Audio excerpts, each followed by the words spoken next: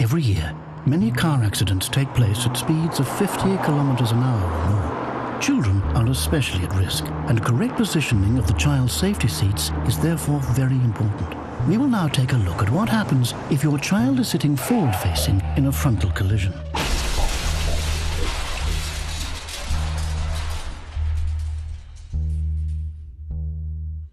If the child is sitting forward-facing in a frontal collision, this exerts huge forces on the shoulder and neck regions, as well as on the child's head.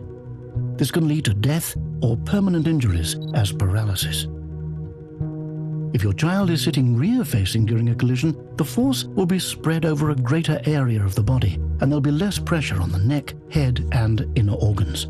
If your child sits rear-facing instead of forward-facing, this reduces the risk of serious injuries and death by more than 90%. Children should therefore be seated rear-facing as long as possible, or until they are 4 years old.